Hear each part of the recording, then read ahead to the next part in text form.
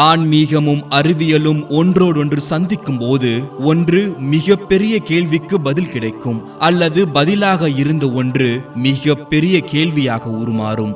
என்னுடைய முந்தைய பதிவான நின்ற வழி பிரசவ முறை பதிவிற்கு நீங்கள் தந்த ஆதரவிற்கு மிக்க நன்றி. அந்த ஆதரவு எனக்கானது என்பதை விட தமிழுக்கானது, தமிழ் வழி முறைக்கானது என்றே எடுத்துக்கொண்டேன். இதனால் என்னால் முடிந்த அளவிற்கு தமிழ் பெருமைகளை வீடியோவாக பதிவு செய்து கொண்டே தான் இருப்பேன். அந்த பதிவுகளை நீங்கள் தொடர்ந்து பார்க்க டீப் டாக்ஸ் தமிழ் யூடியூப் சேனலை சப்ஸ்கிரைப் செய்யுங்கள். குழந்தையை எப்படி பெற்றுக்கொள்ள வேண்டும் என்று சொன்ன தமிழன் அந்த குழந்தை எப்படி உருவாகிறது, அந்த குழந்தை கருவறையில் எப்படி இருக்கும் என்பதையும் சொல்லி வைத்துவிட்டு தான் சென்றிருக்கிறான். அந்த விஷயத்தை நான் பார்க்கும் போதும் அதை பற்றி மேலும் தெரிந்து கொள்ள படிக்கும் போதும் பிரமிப்பின் உச்சிக்கே சென்று விட்டேன். எனக்கு தெரிந்ததை, நான் சேகரித்ததை உங்களிடம் இந்த வீடியோவில் நான் பகிர்ந்து கொள்கிறேன்.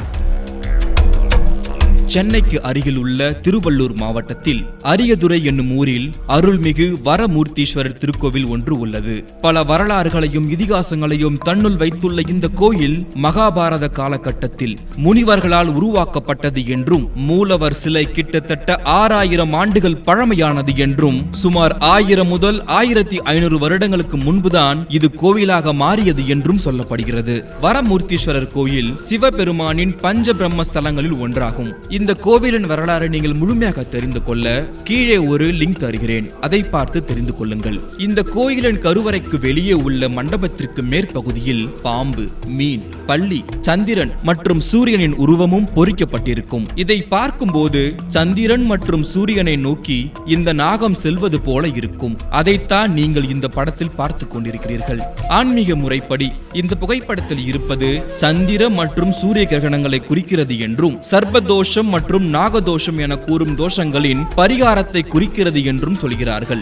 இது ஆன்மீகம் தரும் பதில். சிற்ப கலையில் சிறந்து விளங்கிய சங்ககால தமிழன் ஒரு சிலையில் பல கதைகளையும் எதையும் நேரடியாக சொல்லாமல் மறைமுகமாக குறிகளாகவே பெரும்பாலும் சொல்லி சென்றுள்ளான். அதற்கு ஆகச் சிறந்த உதாரணம் நான் பதிவிட்ட இந்த 3 பதிவுகள் இருக்கின்றன. அதையும் நான் கீழே லிங்காக தருகிறேன், பாருங்கள். இப்படி ஆன்மீகத்தில் அறிவியலை மறைமுகமாக திணித்திருக்கும் தமிழன் இதில் மட்டும் எப்படி அறிவியலை சொல்லாமல் இருந்திருப்பான்? கொஞ்சம் காலத்தை பின்னோக்கி செலுத்துவோம். பிரிட்டிஷ் மக்கள் இந்தியாவை ஆண்டபோது இந்தியாவை பாம்பு மந்திரவாதிகளின் நிலம் என்றார்கள். காரணம், இங்கு இருக்கும் ஆன்மீகத்தில் பாம்பை ஒரு மறுபிறப்பின் அடையாளமாக பார்ப்பது, பாம்பிற்கு சிறு சிறு கோவில்கள் கட்டுவது மற்றும் பாம்பை வைத்து விளையாடும் பாம்பாட்டிகள் என இந்தியாவை பாம்பு மந்திரவாதிகளின் நிலம் என்று அழைத்தார்கள். எதை கண்டு மனிதன் பயந்தானோ அதையே இறைவனாக வணங்க ஆரம்பித்தான் என்கிறது சில புத்தகங்கள். இந்த 2 படங்களும் அதே கோவிலில் அருகருகே வடிவமைக்கப்பட்ட சிற்பங்களாகும். முதல் படத்தில் சந்திரனை ஒரு பாம்பு நெருங்குகிறது.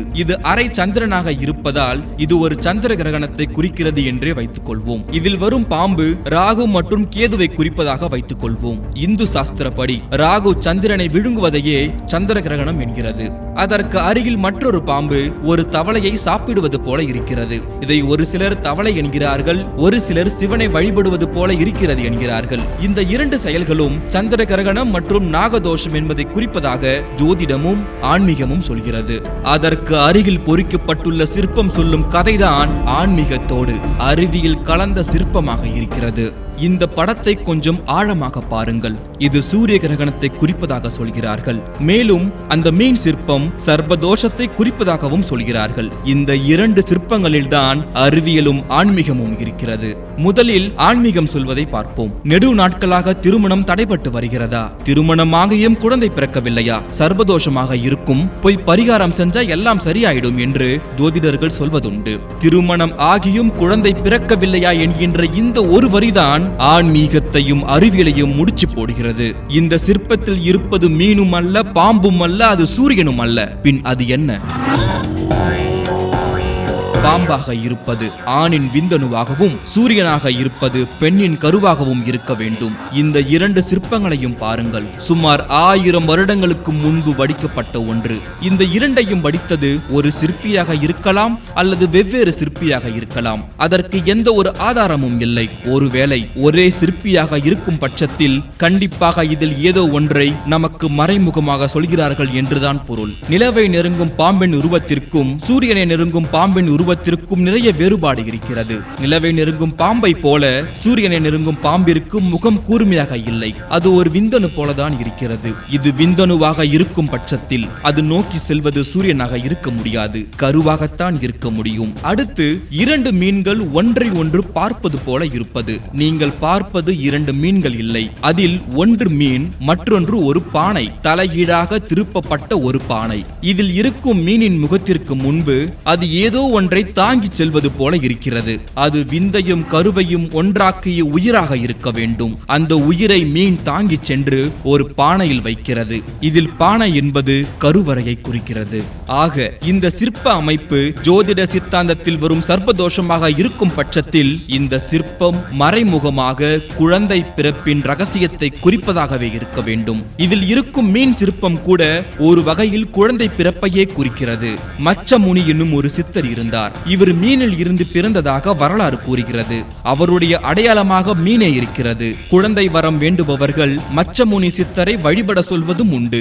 ஆக மீனும் குழந்தை பிறப்பையே சொல்கிறது. அடுத்து இந்த சிற்பத்தில் இருக்கும் பானை.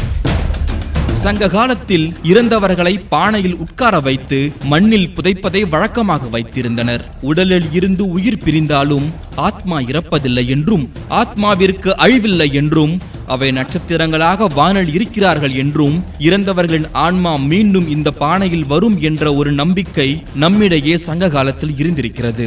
இந்த மீனானது அந்த ஆத்மாவை ஒரு உயிராக மாற்றி அதை கருவறை என்னும் பானையில் வைப்பதாக இந்த சிற்பம் குறிக்கிறது.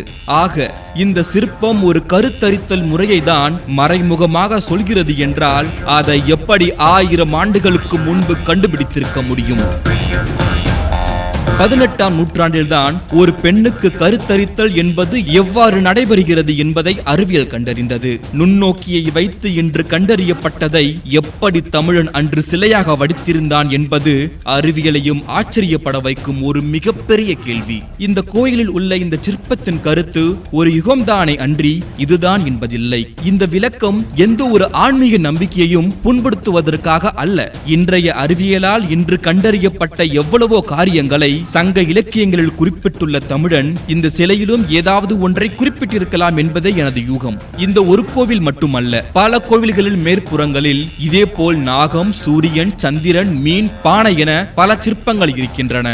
அந்த சிற்பங்கள் எல்லாம் இவையைத்தான் குறிக்கிறதா என்பதும் தெரியவில்லை. ஒருவேளை அது போல சிற்பங்கள் இருக்கும் கோவில்கள் குழந்தை வரம் வேண்டி வருபவர்களுக்கான ஒரு சிறப்பு கோவிலாக கூட இருக்கலாம். உங்கள் ஊரில் இது போல நாகம், சந்திரன், நிலா, மீன், பானை போல சிற்பங்கள் இருந்தால் அதை கீழே கமெண்ட் பாக்ஸில் தெரிவியுங்கள். இது மட்டுமல்ல, குண்டடம் வடுகநாத சுவாமி கோவிலில் கருவறையில் இருக்கும் குழந்தையின் பல்வேறு நிலைகளை சிற்பமாக வடித்துள்ளனர். இக்கோவில் குழந்தை வரம் வேண்டுபவர்கள் வணங்கப்பட வேண்டிய கோவில். அதே போல் சிறுகம்பூரில் உள்ள சுந்தர காமாட்சி கோவில் சோழர் காலத்து கோவிலாகும். இந்த கோவிலில் ஒரு இடத்தில் கருவறையில் இருக்கும் குழந்தையின் சிற்பம் ஒன்று இருக்கிறது. இன்று ஸ்கேன் செய்து கருவறையில் இருக்கும் குழந்தையை பார்ப்பது போல இருக்கும் இந்த சிலை வடித்து 1000 ஆண்டுகளுக்கு மேலாகிறது. இது போல பல கோவில்களில் குழந்தையின் சிற்பங்களும் குழந்தையின் கருவறை நிலைகளும் பலவாறு பொறிக்கப்பட்டுள்ளன.